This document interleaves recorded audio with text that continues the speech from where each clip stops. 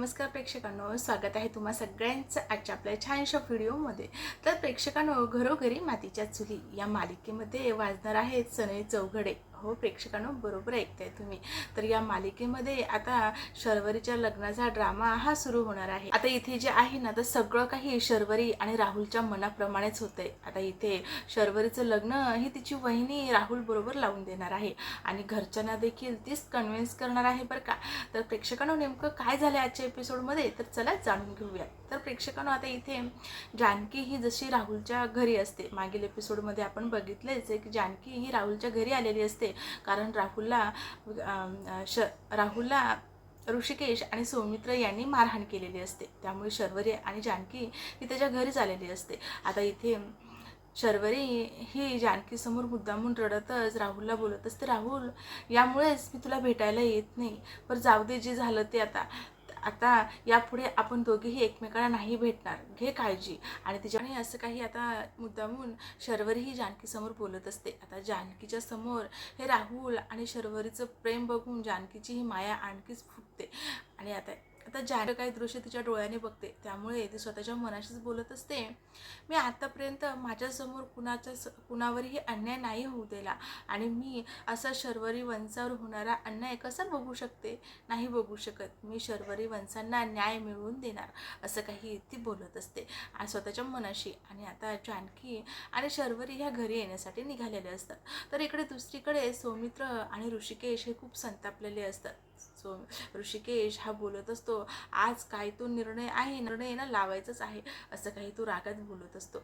आणि तेवढ्यातच त्याने जानकीला फोन केलेला असतो, पण मात्र जानकी काही फोन उचलत नाही। तेव्हा ऋषिकेश हा चिडतच बोलत असतो, हा काय वेडेपणा आहे, जानकी फोन का नाही उचलते माझा, असं तो बोलत असतो। आणि त्यातच ऋषिकेश बोलत असतो, तेवढ्यातच दारामधनं शर्वरी आणि जानकी ह्या आलेला सौमित्र बघतो। ऋषिकेशची नजर त्यांच्याकडे जाते, तेव्हा ऋषिकेश दोघींना बघतो।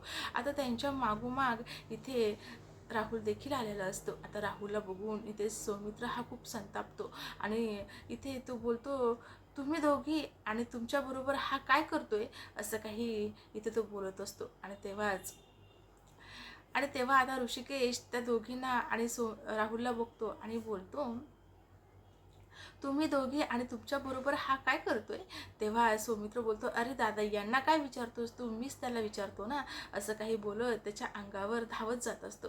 तेव्हा जानकी ही मध्ये होते आणि बोलते, भाऊजी, तुमची आरेरावी थांबवा, तो स्वतःहून इथे नाही आलेला, मी त्याला आणलेला आहे, असं काही ती आता इथे त्याला बोलत असते। तेव्हा तो बोलतो, वहिनी पण का तू याला इथे आणलंस, असं बोलतो। दुसरीकडनं ऋषिकेश बोलतो, जानकी, तुला याला घरी आणायची काहीच गरज नव्हती, याला कशाला तू घरी आणलंस। तेव्हा जानकी बोलते, थोडं माझं ऐकून तरी घ्या तुम्ही, तुम्हाला याच्या घरी जाऊन मारहाण करायची काय गरज होती, कशाला तुम्ही त्याच्या घरी जाऊन त्याला मारहाण केली, काय अवस्था केली तुम्ही त्या बिचाराची, तुम्ही बघू शकता ना कशी अवस्था झाली त्याची।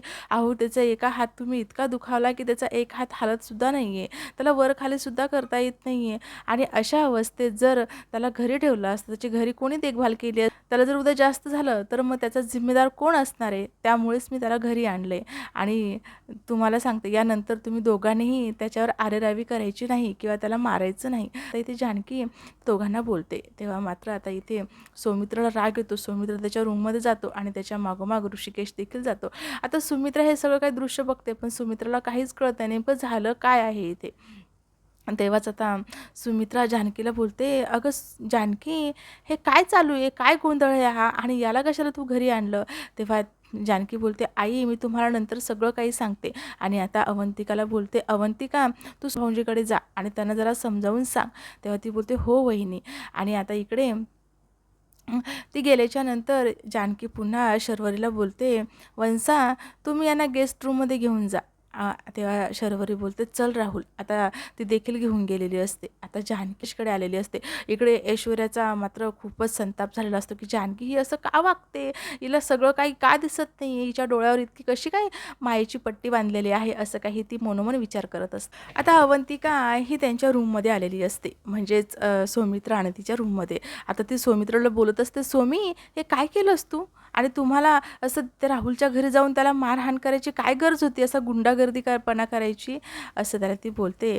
तेव्हा तो बोलतो, काय करणार मग, आमच्या बहिणीची बदनामी करायला लागलाय तो. तेव्हा ती बोलते, काय बदनामी केली रे त्याने तुझ्या बहिणीची, तू आपल्याला माहिती आहे ना दोघांचं एकमेकावर प्रेम होतं, असं काही ती समजून सांगत असते. तर इकडे दुसरीकडे केश हा जानकीला बोलत असतो, जानकी तुला काय गरज होती त्या राहुलला घरी घेऊन यायची.